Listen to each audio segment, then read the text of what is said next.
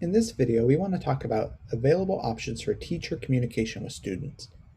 Now, there are very similar options for teachers to communicate with students as students are able to communicate with teachers in Schoology. So we're going to re-highlight some of those that we did in the previous discussion post, as well as that you heard in Learning Management System 101 if you took those opportunities. We also want to highlight that communicating with students is crucial.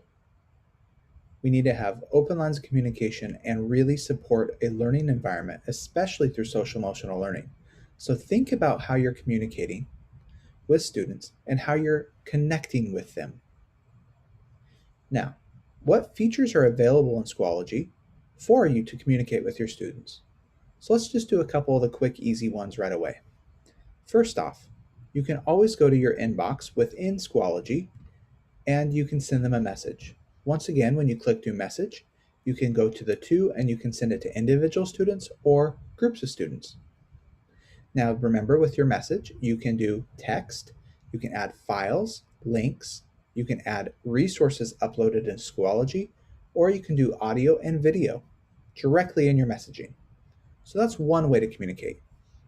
Another way to communicate is once again through your updates tab. So in the updates area, you can post communication to your students. Now, if you have in your course options turned on moderate, so if I enable moderation, then you can moderate comments and things that are back to your students. So they could post to the updates tab, but you would need to approve it before it's live to everybody else. So please be aware of that. Another way for you to communicate with your students is directly through their materials tab and in individual assignments or any material that you post. So if I'm in an assignment, students have the option to write a comment. Comments will go to the side and you can have a string of discussions. This also happens when submissions occur.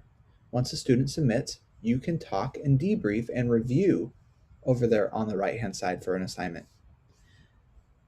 When you create an assignment, so I'm going to add materials, I wanted to highlight down below the options here. Right here, it says comments enabled. On an assignment, you can enable comments, which it already is, it's highlighted, and you can disable comments, which means that they would no longer be able to chat within that assignment with you. So if comments are enabled, they can discuss with you that assignment. Next, you can have a discussion. So if I add a discussion post, you'll notice down here a couple of my other options. Number one, is it going to students? Number two, members can see other responses before participating.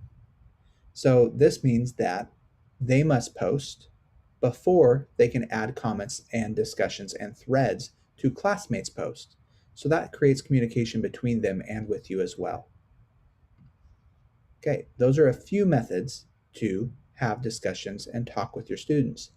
Other methods that we need to highlight are, for example, if you use as a resource Google, if you use any Microsoft products, and they have available options within those tools and products to communicate. For example, in a Google Doc, there's always the option for students to add comments. You can also add comments. If they all go to a joint document, they can communicate and work together within those. Another way for you to have them discuss and talk is by providing them options to give feedback to other members as well. Okay, so those are just a brief example of how you can communicate with your students through their assignments, through discussions, through the inbox, through outside tools and resources, and there are more options. So if you have more options in ways that you communicate, please put them down in the discussion post, and please follow the prompt.